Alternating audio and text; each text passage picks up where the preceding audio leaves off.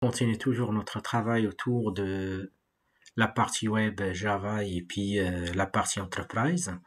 Avant de commencer donc les TP autour de cette, si vous voulez, thématique et puis autour de ces différents concepts, hein, j'aimerais bien qu'on cadre un petit peu les choses. Après avoir publié une vidéo autour de la partie web, on va consacrer maintenant aux différentes éditions Java, quoi. Et du coup, donc, on est censé donc définir ou bien cadrer notre domaine avant de commencer la mise en place des différentes parties, quoi. Donc, ce qu'il faut retenir quand on parle de Java, donc, soit vous pouvez travailler avec la partie standard, c'est ce qu'on appelle le GSE, Java Standard Edition. C'est une édition qui contient les API de base Java. On va voir quelques exemples. Sinon, donc, il y a une autre, si vous voulez, édition, c'est l'édition entreprise, qui contient plus, donc, si vous voulez, d'API, qui sont orientés, bien sûr, entreprise pour couvrir tous les besoins au niveau de l'entreprise, quoi. Donc, en termes de GSE, Java Standard Edition, donc on peut citer les exemples des API suivants. Quand on parle d'API, ce sont, on peut le comparer des bibliothèques qui se composent d'un ensemble de classes et que sont classées par usage. Par exemple, ici, vous avez le Java Applet, c'est la première solution Java pour mettre en place du web.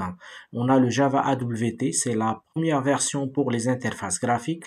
Java EE pour tout ce qui est donc input-output, une bibliothèque pour tout ce qui est mathématiques, une bibliothèque pour tout ce qui est net. On a déjà travaillé là-dessus avec les, si vous vous rappelez bien, les sockets, sécurité, SQL pour faire des SQL, ainsi de suite.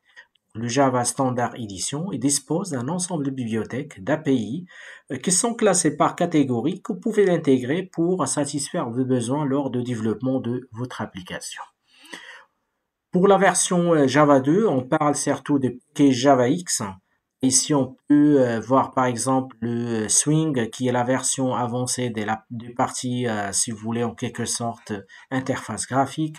Donc, il y a donc tout ce qui est naming pour gérer les contrôleurs et puis les noms de domaine. Donc, il y a un tas de sécurité, Sound pour gérer le son, SQL, donc une version revisitée de la version précédente, XML pour manipuler tout ce qui est autour d'XML. Et du coup, il apparaît bien, quand je vous ai dit tout à l'heure, que le GSE contient les API de base pour piloter, pour développer votre application, quoi. La question qui va se poser par la suite, puisqu'on est dans une situation de cadrage, quelle application utilise Java? Donc, on peut dire que actuellement, à l'échelle internationale, donc Java, il est largement utilisé dans le développement des logiciels. Surtout pour le back-end, on peut parler de la technologie ou plutôt du framework Spring qu'on est censé avoir une fois qu'on couvre tous les concepts autour de la partie web. Il est ainsi dans les technologies modernes telles que l'IA, l'intelligence artificielle, le big data, donc Internet des objets, blockchain, ainsi de suite. Donc il y a donc des applications partout, quoi que ce soit le domaine, là on peut intégrer donc notre langage et notre techno, quoi. En parallèle avec la technologie Java, on peut parler de la technologie .NET de Microsoft, la technologie JavaScript qui est leader en tout ce qui est front-end, la technologie, si vous voulez, Node.js pour le JavaScript côté serveur, PHP, Python avec son framework Django. Donc il y en a tant de technologies qui sont là pour satisfaire donc les besoins, pour nous accompagner afin de mettre en place les solutions orientées entreprise, quoi. On a parlé de GSE, Java Standard Edition. On va basculer maintenant vers le GE, donc Java Enterprise Edition. Donc le GE, bien ce qu'on appelle le Java Platform Enterprise Edition, anciennement reconnu ce G2EE, donc Java To Platform Enterprise Edition, c'est la version entreprise de la plateforme Java. Quand on parle de la version entreprise, c'est-à-dire qu'elle est plus riche par rapport à la version dont on a parlé tout à l'heure, à savoir le GSE. Déjà, cette plateforme entreprise, il se compose de l'environnement GSE. Déjà, il inclut donc tout ce qu'on a vu tout à l'heure au terme de GSE, ainsi que de nombreux API composants destinés à une utilisation côté serveur au sein d'un système d'information de l'entreprise. Donc, à vrai dire, on peut dire que GE, Java Enterprise Edition, c'est du GSE, Java Standard Edition, plus des API et des composants qui sont orientés entreprise et qui sont censés être publiés et puis utilisés côté serveur, quoi. Donc l'objectif de cette technologie ou bien de ce standard, c'est quoi? C'est faciliter le développement des applications web d'une part, qui sont robustes, distribuées, déployées, exécutées sur un serveur d'application. Donc l'objectif, c'est développer des applications qu'on peut avoir au niveau d'entreprise et qui couvrent tous les besoins et l'accès, bien sûr, ça va être via donc le web et via Internet, quoi. Donc à ce niveau-là, en langage Java en général, on parle de ce qu'on appelle les spécifications GE, Java Enterprise Edition. Et là, donc, on parle de ce qu'on appelle le GSR, Java Specification Request. Bah, ce sont, si vous voulez, des spécifications qui représentent, qui vous donnent tout le détail sur un composant, bien sur un API bien précis.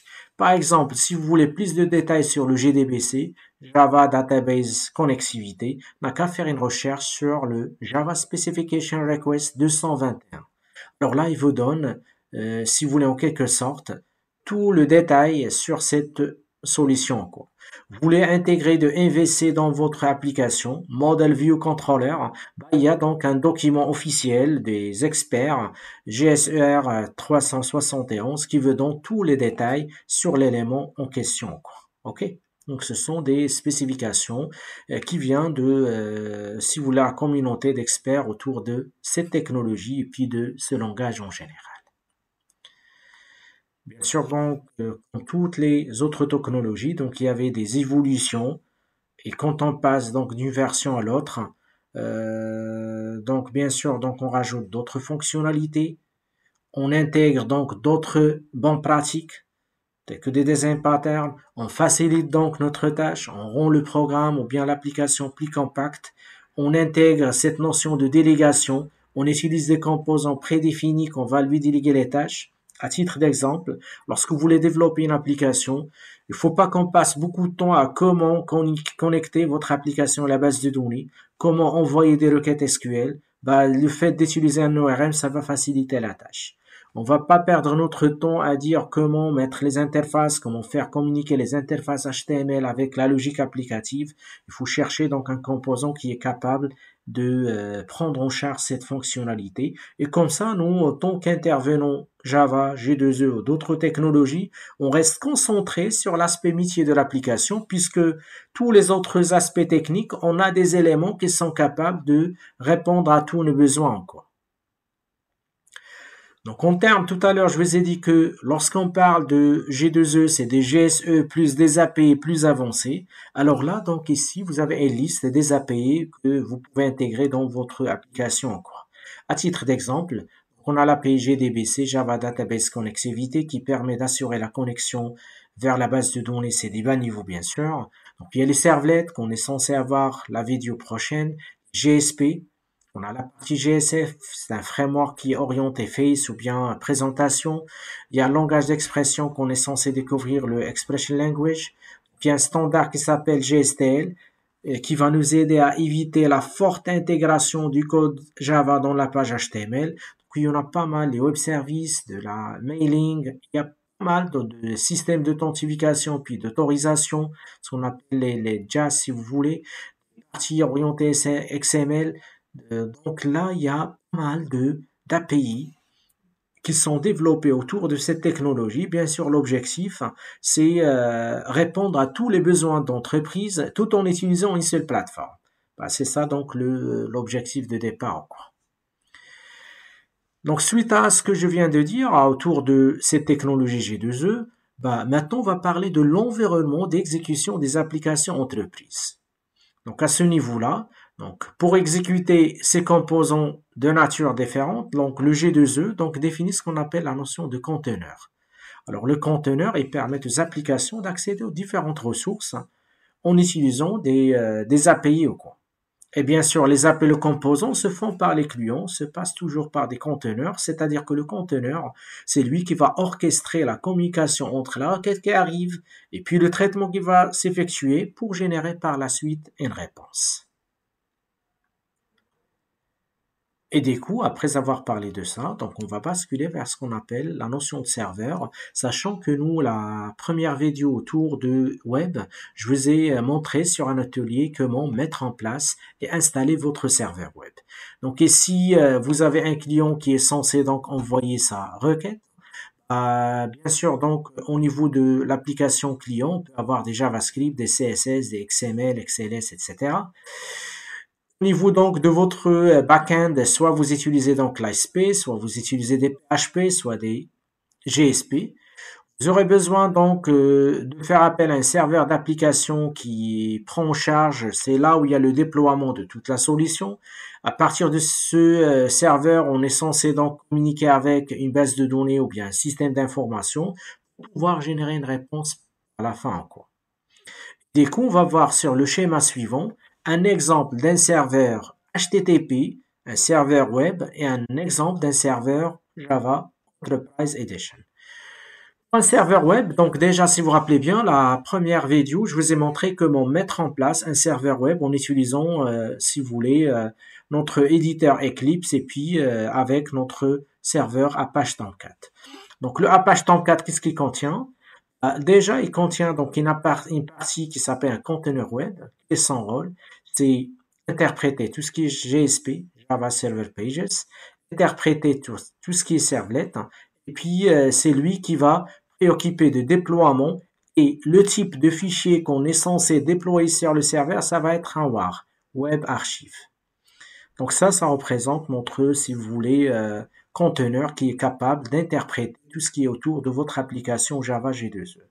Et bien sûr, donc le Apache, il contient donc un serveur HTTP qui va se mettre à l'écoute selon le port 8080 pour satisfaire tous les besoins. Pour un serveur d'application, puisque là on parle d'une application entreprise qui peut être dédiée à n'importe quel type, si vous voulez, de solution, ça peut être web, ça peut être mobile, ça peut être desktop ou d'autres, client-serveur. Déjà donc un serveur d'application, c'est un serveur web, il porte déjà la casquette d'un serveur web, du coup lui-même il porte un conteneur et puis un serveur HTTP.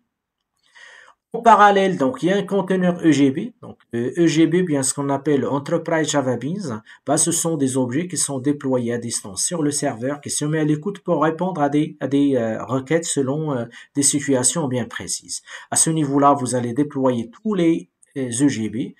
Et le serveur d'application en parallèle contient donc des API pour faciliter donc la communication avec les autres tiers. Par exemple, il y a l'API JDBC pour assurer tout ce qui est base de données, JNDI pour assurer la communication avec d'autres systèmes tels que les contrôleurs de domaine, etc. Par exemple, votre application, il est dédié pour une entreprise. L'entreprise dispose déjà de son propre domaine. Donc, si vous le contrôleur de domaine Active Directory au niveau de Microsoft qui permet de gérer les authentifications, chaque utilisateur a un compte, un mot de passe et puis un profil. On peut interfacer donc via le serveur d'application l'authentification avec leur propre système d'authentification. Il y a donc le JAS par exemple qui permet de gérer, comme je vous ai dit tout à l'heure, tout ce qui est en fait autorisation, authentification, il y a le mailing, ainsi de suite. C'est-à-dire, il apparaît bien à partir de ce schéma, quand on parle d'un serveur d'application, c'est un composant plus riche par rapport à un serveur web, puisqu'il est déjà un serveur web, plus d'autres fonctionnalités, un conteneur, les EGB, les objets publiés sur le serveur, et puis un ensemble d'API qui peut assurer les différentes communications et les différents interfaçages avec les autres tiers, quoi. Et bien sûr, nous, la dernière fois, si vous vous rappelez bien, je vous ai demandé d'installer le Tomcat Apache. Sinon, pour les serveurs comme étant un serveur web, pour les serveurs d'application, on peut parler de Oracle WebLogic Server, IBM WebSphere, le JT, le JBoss by Red Hat. Donc, c'est, si vous vous rappelez bien, lorsqu'on a installé le Apache, si vous voulez, Tomcat, à partir de la version 10, on parle donc de JBoss. Donc, il y a le Tomcat, il y a le Glassfish, Wildfly. Donc, ce sont les différentes, si vous voulez, des exemples des serveurs d'application que vous pouvez intégrer dans votre, si vous voulez, environnement pour déployer donc des objets qui vont être exploités par le web, par le mobile, par le desktop, client-serveur, dans toutes les situations, quoi. Comme ça, vous arrivez à développer votre application une seule fois et la consommer par n'importe quel type de client par la suite. Donc la vidéo prochaine sera consacrée à la mise en place du servlet. Bah, si vous avez des questions, n'hésitez pas de les poster en dessous de la vidéo. Bah, je vous remercie et à la prochaine.